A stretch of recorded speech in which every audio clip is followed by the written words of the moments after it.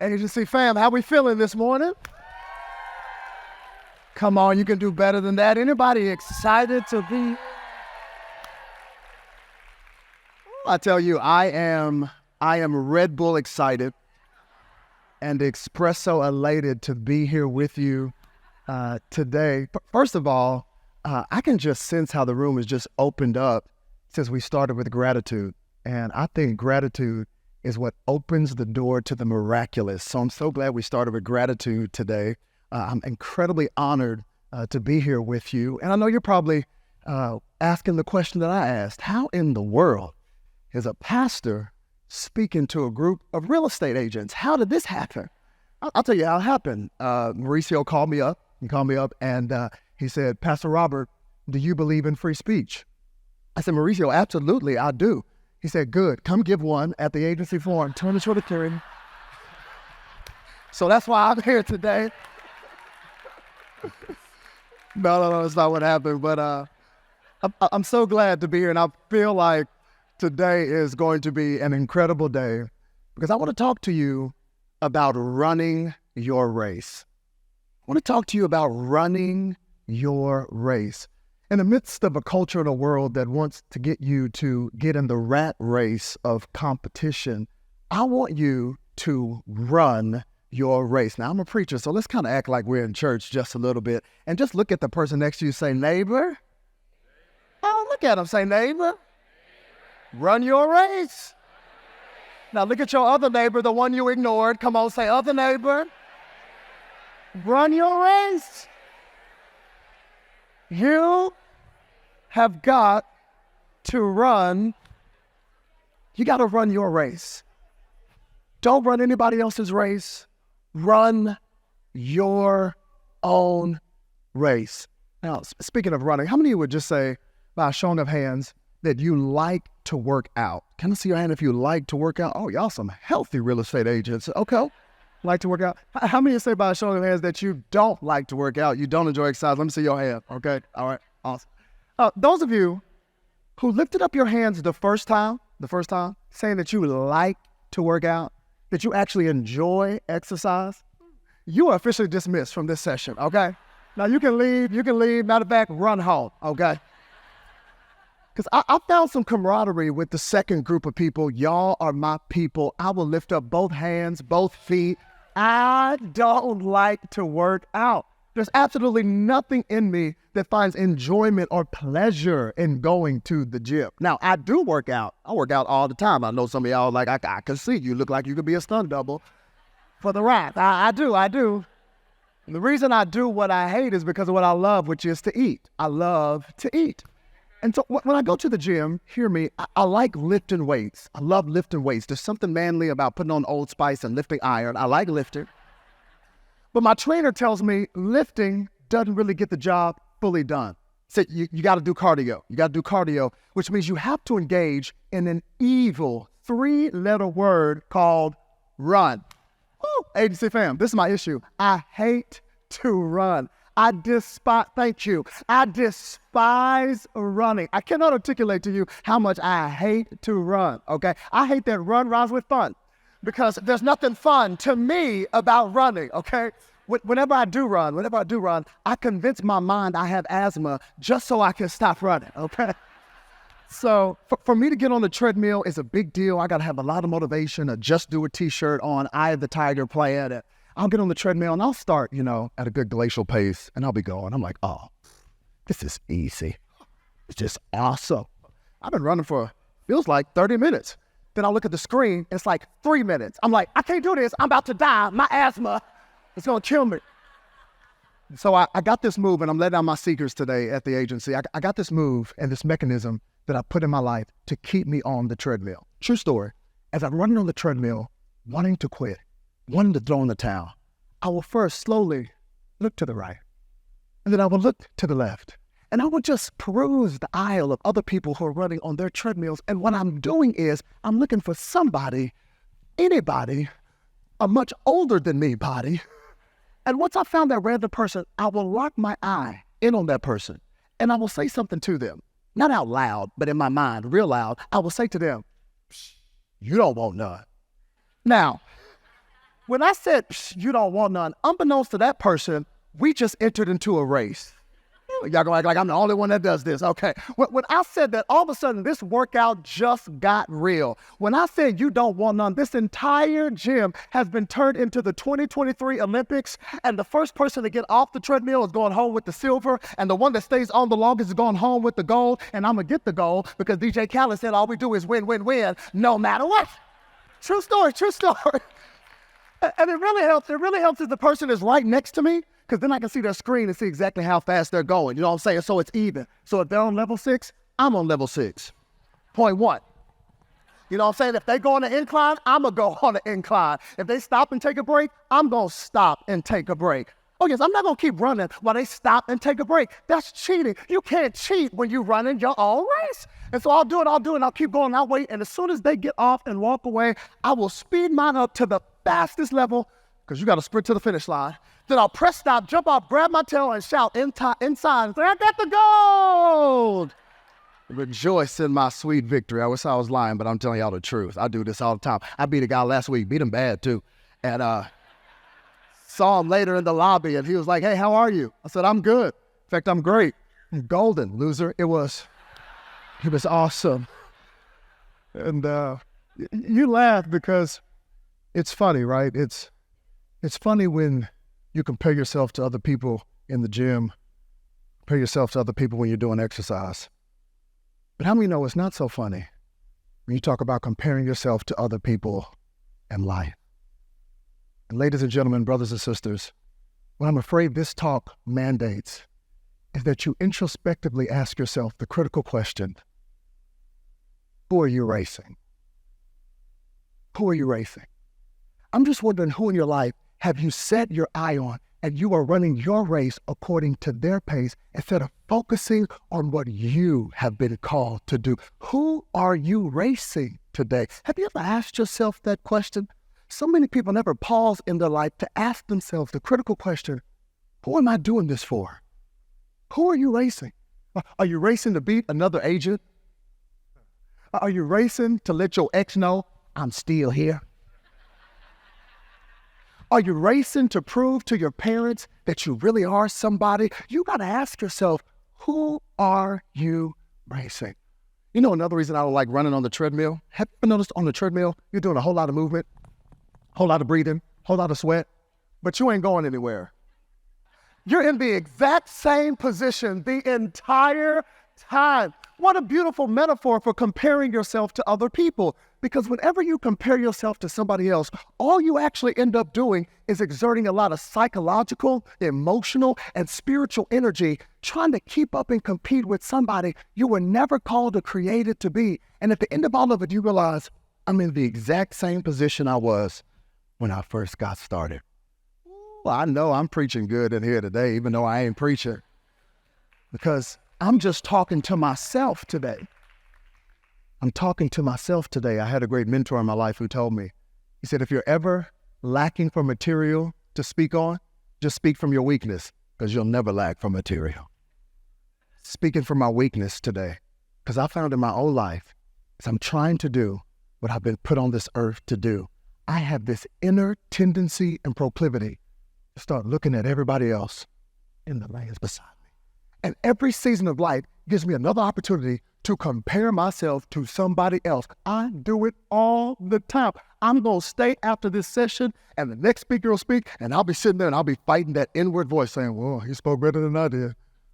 I didn't do it like that. The comparison game is a dangerous game to play. I'll do it in my marriage. Been married to the finest woman, Taylor Madu, for 11 years now. And I'm telling you, I'll see somebody do something. They'll be like, yeah, I'm going to take my wife on a date night, just one night in Paris. I'm like, really? Babe, pack your bag. We going to Paris. The comparison game will always hit you. I do it with my kids. We have 3 beautiful little humans, 7, 8, and 5. Pray for us. And I'll go to the restaurant, and there my kids are running around the restaurant like they lost their mind. Their head is spinning around like the Exorcist. And then I'll look, and I'll see another family, and they're at Chick-fil-A, and their kids have cutlery at Chick-fil-A. And they're just, oh, yes, mother, that's great. I'm like, what's wrong with y'all? The comparison game. will hit you in every facet of your life. And I came to tell you, comparison is a dangerous game to play. Comparison will rob you of your peace. It'll rob you of your life. Teddy Roosevelt said that comparison is the thief of joy. I wonder the reason you don't have any joy in your life is because you are consistently looking at everybody else beside you instead of focusing on what you have been called to do and running your own race. Now, we talk about comparison, let's be honest, not all comparison is bad, right? Come on, we can't say all comparison is bad. There is a healthy level of comparison that actually makes us better. It makes us grow. I'm in no way, shape, or form saying you shouldn't have any comparison or any competition at all. Come on, how else will you know if you're good? Huh? It's kind of like when I took my kid to this little soccer game and they said, we're about to start the game. I said, let's get it in here. And I said, excuse me, where's the scoreboard? And they said, Mr. Madu, everybody's a champion in this league. We don't do scoreboards. I said, are you serious? I didn't know what I was signing up for. He said, yeah, everybody's a winner. We don't do scoreboards. So I had to pull my little man to the side and said, hey, let me tell you something. After this game, they're going to give you a granola bar and a juice pack, and they're going to say you're a winner, but that's not necessarily all the way true. They're not keeping score, but I'm going to be keeping score. I'm going to let you know whether you won or not. Come on, we can't take away all competition and comparison. How else can you know whether you're great?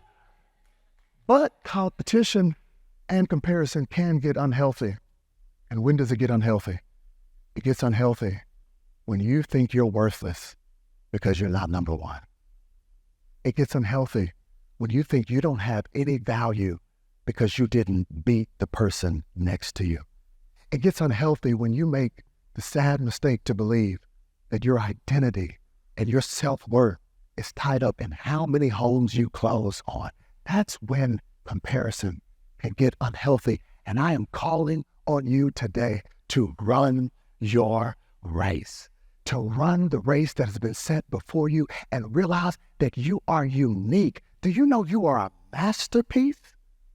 Why would you waste time trying to be anybody else when there's only one you? Since there's only one you may as well do you and keep doing that. When God made you, that's my worldview. I think he broke the mold. There is nobody else like you. You are a divine masterpiece. If you don't believe me, look at your fingerprint. Look at your fingerprint. Can you hold your finger up real quick? Come on, hold up your finger. Yep. Come on, start sobriety test.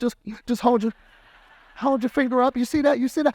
8 billion people in the world. You're the only person with that fingerprint. You are one of one. You are unique. Oh, I could spend all day just telling you how incredible you are. In fact, just the fact that you have a pulse means that you're not through yet. There's still more for you to do. Don't you ever commit suicide. Don't you ever kill yourself. If it's a bad chapter right now, your story's still being written. As a matter of fact, something you're going through right now could actually give hope to somebody else in the future, and you will stand as a survivor, and they'll go, if you survive that, whoo, I know I can survive it too. You are a masterpiece. You're resilient. You're brilliant. You're powerful. You are one of one. I'm sorry, I got to interrupt this regularly scheduled talk so that you can engage in a verbal exercise. Would you just stand on your feet real quick? I didn't plan to do this, but I feel like I'm supposed to do it. Would you just stand to your feet real quick? I want you to declare this with everything you got. Say, I am a masterpiece. I am a masterpiece. Say it with your chest. Say, I am a masterpiece. Now, make some noise if you're glad you're one of one and there's nobody else like you. Make some noise and celebrate. Celebrate you. You can sit down. Some of y'all are waiting for somebody else to celebrate you. You celebrate you. Throw your own party. Say, I'm celebrating me today. What you celebrating? Got a big deal? No, I just still here. I made it. I'm still breathing. That's the win today. Run the race that's been set before you. Because hear me, any runner that is running a race like this, if you are in here and you are running your race like this, newsflash, a crash is coming in your future. I came to the Agency Forum 2023 to tell somebody who's wasting time and energy trying to be somebody else, constantly looking at other people's highlight reels, wondering how come I don't have it like that. If you are uniquely special and incredibly loved, stay in your lane and run your race. What's your lane? I'm so glad you asked. Have you ever noticed a lane has two lines? It's one line here and one line here. You got to stay within the parameters of the two lines. I love it. I think when you're born, that's one line. The day you're born, a line is created because you're here. You made it. That's one line. But the other line, that's the day you find out why you were born. And that's your real birthday. And to stay in those parameters of knowing I am here, I have a purpose, and what has he put me on this earth to do? I don't have time to waste trying to be anybody else. I've got to stay within the lane I've been given to run in. Run your own race. Don't spend another day trying to compare yourself to other people. You know how comparison starts? Comparison starts with this language that I call but me language. But me. Have you ever met but me people? Don't point them out. But have you ever met a but me person? These are the people that no matter what's going on with somebody else, they will find a way to connect it back to them because they're always thinking about them. I call them but me people. It doesn't matter what's going on, they will find a way to bring it back to them. I call them but me people. Everybody else went to the party but me. Everybody else got invited but me. Anytime you're using but me language, you are on the slippery slope of comparison and you are about to crash. But me people are always comparing themselves to other people. Oh, that's good for you, but me. I mean, nothing worse than a but me bridesmaid. I mean, it's a beautiful wedding. Everybody's happy. Everybody's coordinated in their beautiful colors. Andrea Bocelli is singing. Doves are in the air. It's an amazing moment. And there's the but me bridesmaid going, where's my man? I'm tired of being a bridesmaid. I wish I could find me somebody. Is there one good person out here? Come on, this ain't about you. But men people are the worst people to talk to because they can't celebrate your successes because they're too focused on themselves. They are narcissistic, ego-driven people who are always saying me. Matter of fact, give me my glasses real quick. These lights are bright. I'm sorry. At this. You ever met but me people? Now, if I fall off the stage, don't laugh. Because I can't see anything right now. Because taped on these glasses are two of the most detrimental words. And how many know when the focus of your life is always on you, you can never see other people around you to give life to them. This great Maya Angelou said that we must live life with two catcher's mitts on. We can't live life with two catcher's mitts on. You have to have one hand free to be able to throw. Anytime you have on the but me glasses and your life is so focused on you, not only can you run your race, but you're going to hurt people around you. You'll never have character or integrity. And I'm telling you, take off the but me glasses. Stop comparing yourself to other people and run your race. How do you know if you got the but me glasses on? I think there's some Blue's Clues. If you can't celebrate the successes of other people, you know you got on the but me glasses. If you are stingy with your compliments and you think to compliment, commend, or encourage somebody else somehow takes something from you, you got on the but me glasses.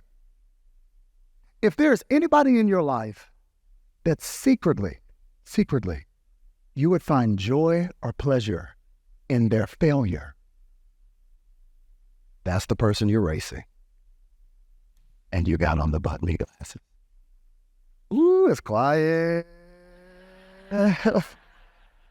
Because nobody wants to admit that. Nobody wants to admit that there is something on the inside of us, especially when we're playing the comparison game, that says, why, damn, and not me. Oh, I've done it before. Oh, I have put on the button-me glasses so many times. And it's so easy to do it in our culture today, right? Because of social media. Social media. So we get that tomorrow? Because you can see everybody's life. With the click of a button, we are constantly inundated with everybody else's life, and it'll make you start hating yours. Come on, you know you were happy with your family vacation to Disney, weren't you? You were so happy. You're like, woo, kids, come on, happiest place in the world. We're going to Disney. Until you got on Facebook and saw your best friend was taking their family to Dubai.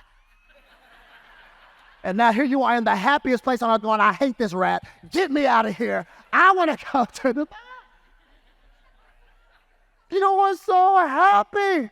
When you closed that deal and got that brand new 7 Series. Oh, you're like, I'm killing them now. 7 Series? Oh, y'all can't tell me nothing until you met that other agent that just got them a brand new Bentley. And you're like, you know what? I don't even want to be on the street anymore. Comparison will rob you of your joy. It'll rob you of your peace. I'm not saying social media is evil. I think you have to steward it like everything else in your life. But I do wonder what it's creating in our culture.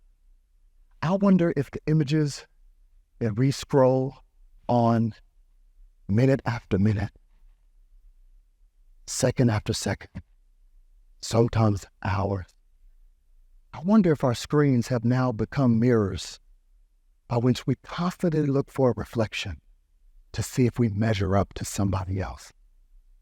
And like a scene stolen from Snow White, all of us are internally echoing the words of the wicked witch, who, by the way, checked the mirror every day, saying, mirror, mirror on the wall, who's the fairest of them all? Only today it's mirror, mirror on Facebook. Tell me how my life should look. Mirror, mirror on Instagram. Tell me who I really am.